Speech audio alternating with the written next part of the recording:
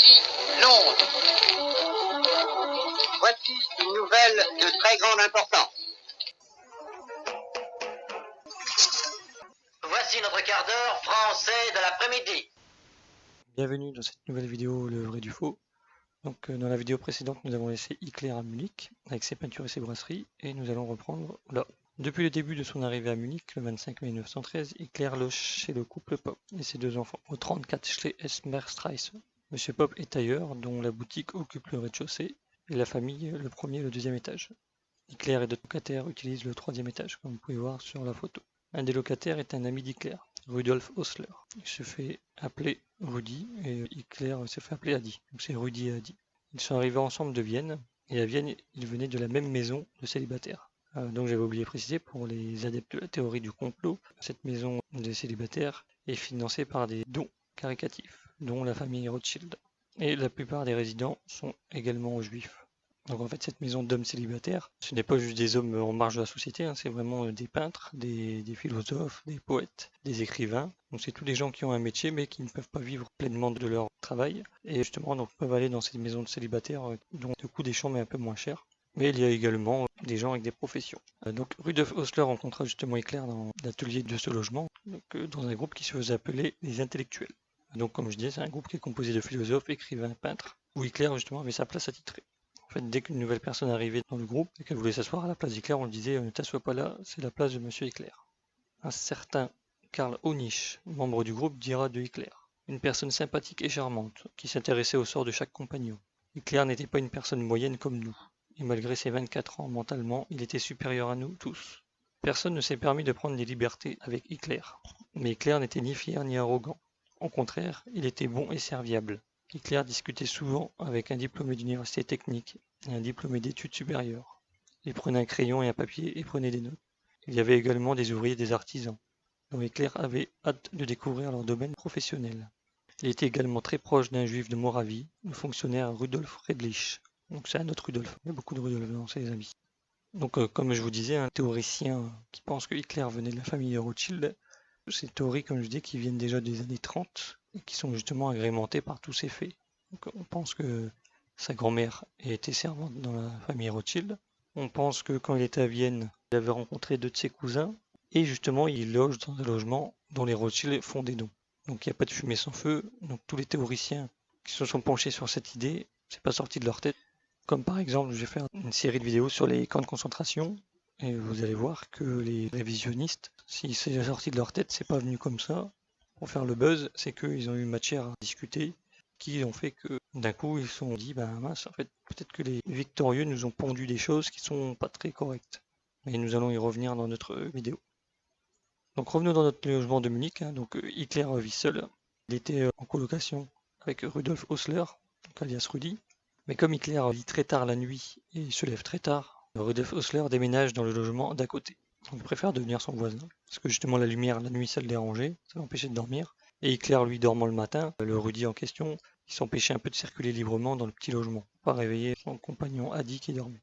Donc comme vous pouvez constater, Hitler est toujours accompagné d'un ami. Tout le long de sa carrière, Hitler aura toujours un ami proche. Il aura un cercle d'amis, mais toujours un ami proche avec qui il fera des choses. Le précédent Reynolds Harrist, alias Fritz Walter, qui vendait les peintures d'Hitler, bon, il semblerait qu'il l'a arnaqué. Donc en fait, il vendait des peintures d'Hitler sans lui donner l'argent, et l'histoire s'est finie devant la police. Hitler est devenu également ami avec le couple Popp, qui l'héberge. Madame Popp le décrira comme un charmeur autrichien, dont on ne savait jamais à quoi il pensait. Quand un jour elle lui posait la question de pourquoi un peintre comme lui lisait énormément de livres sur la politique, il lui répondra: chère Madame Popp, est-ce que quelqu'un sait ce qui est et ce qui ne lui sera probablement pas utile dans la vie? Elle dira également qu'il recevait des lettres d'une femme de Vienne, qu'elle pensait être sa sœur. Mais ses sœurs à ce moment-là ne savent pas où est-ce qu'il se trouve. Donc est-ce cette hypothétique maîtresse dont il parle à sa secrétaire? Certains historiens disent que c'est la sœur justement de ce Rudolf alias Rudi, qui s'appellerait Emily, et qu'elle rencontra Hitler à plusieurs reprises. Hitler lui a même dessiné une peinture. C'était plus un amour platonique. Donc est-ce possible que cette fille serait restée à Vienne et écrira à Hitler, vu qu'elle savait où était son frère justement comme il était en colocation? C'est probable. Donc c'est également à cette adresse que les policiers de Munich viendront le chercher. pour justement lui dire que l'Autriche le recherche parce qu'il n'a pas fait sa conscription militaire. Il risque la prison et une amende et de quand même faire son service militaire. Donc lui, il dira pour se défendre que c'est une erreur et qu'il n'y pensait pas en venant à Munich. Donc justement, comme je disais dans la vidéo précédente, il verra un médecin au consulat qu'il mettra inapte au service, jugé trop faible. Donc alors, 1er août 1914, la Première Guerre mondiale éclate. Hitler demande l'autorisation, 2-3 jours après, au gouvernement bavarois pour s'engager dans leur armée. Lui étant autrichien, il est obligé de faire une demande aux autorités bavaroises. Ça lui est autorisé. Donc il reçoit un avis favorable et s'engage le 7 août. Donc pour la petite histoire, cette photo, il semblerait que ce soit une photo truquée par la propagande nazie. Il semblerait qu'Hitler était justement à ce rassemblement, mais qu'il n'a pas été pris en photo. Donc le 16 août, il est enrôlé sous le numéro 148, dans la première compagnie du 6e régiment de réserve bavarois, régiment List. Donc il ne porte pas encore ce nom au moment de son engagement. Donc, les nouvelles recrues sont cantonnées dans la caserne d'Oberwil-Sennfeld, et c'est que le 1er septembre qu'Hitler commence à recevoir son premier uniforme, et que le régiment commence à avoir une formation de base. Donc une formation courte mais intensive. La formation se fait dans l'école publique sur la Elisabethplatz à Munich. Le 7 octobre, Hitler fait ses adieux à la famille Popp. Hitler demande qu'en cas de décès, la famille Popp écrive à sa sœur en son nom et lui suggère qu'elle aimerait peut-être recevoir ses quelques biens. Il dit que si sa sœur refuse, la famille Popp peut garder ses affaires. Le 8 octobre, les soldats du régiment prêtent serment d'allégeance au Kaiser allemand, au roi Ludwig de Bavière, et pour les Autrichiens, au Kaiser autrichien.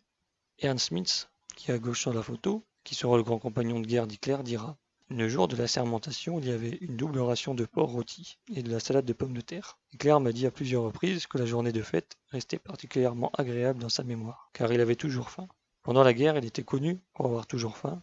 Il pouvait tomber malade lorsque les vivres étaient retardés.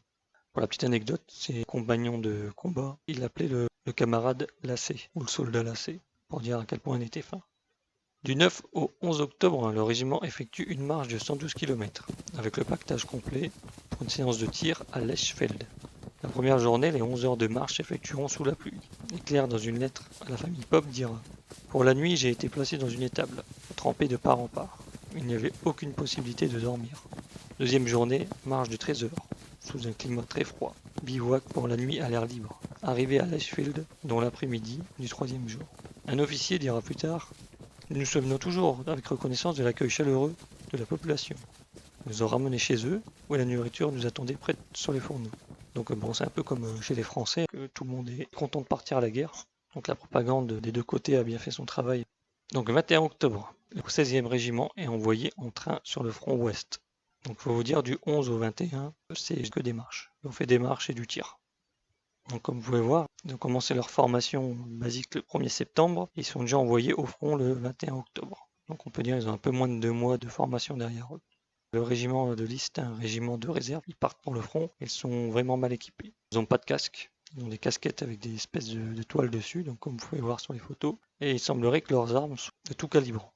Personne n'a la même carabine d'un soldat à l'autre.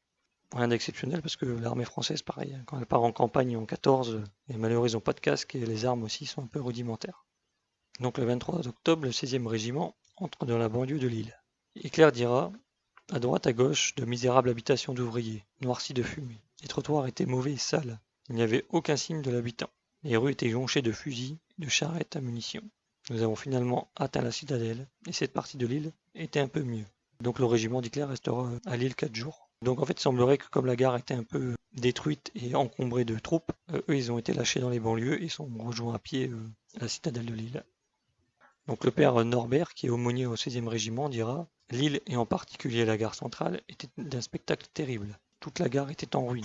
Les blessés gisaient partout. 1200 maisons auraient été détruites lors du bombardement. Il y avait partout des charpentes brûlées et des tas de gravats fumants, ainsi que des femmes et des enfants qui pleuraient et mendiaient, et des hommes renfrognés et maussades. Dans la caserne d'hôpitaux militaires, il y a environ 4000 soldats blessés, graves, mais aucun ecclésiastique. Les prêtres français ne sont pas autorisés à rendre visite aux blessés, par crainte d'espionnage. Pour la petite anecdote aussi, les prêtres français montaient en haut de leur clocher d'église et ils indiquaient aux troupes alliées les positions des Allemands. Donc voilà pourquoi les Allemands n'avaient pas confiance aux prêtres français. 27 octobre, le régiment est rassemblé place de concert pour entendre l'ordre du jour du prince héritier bavarois. Hitler dira: nous venions de prendre un peu de nourriture et nous attendions nos heures de marche. lorsque le major Comte Zec cria « Demain, nous attaquons les Anglais ». C'était enfin arrivé, nous étions ravis, et après avoir fait cette annonce, le major se rendit à pied en tête de colonne pour partir sur le front. Donc voilà, des jeunes qui partent à la guerre, ils sont heureux de rencontrer l'ennemi, donc ils le sont un peu moins en voyant la cruauté de la guerre. Donc voilà, cette vidéo est finie pour le début de la campagne militaire 1914 de Hitler, et je vous souhaite à tous une bonne journée.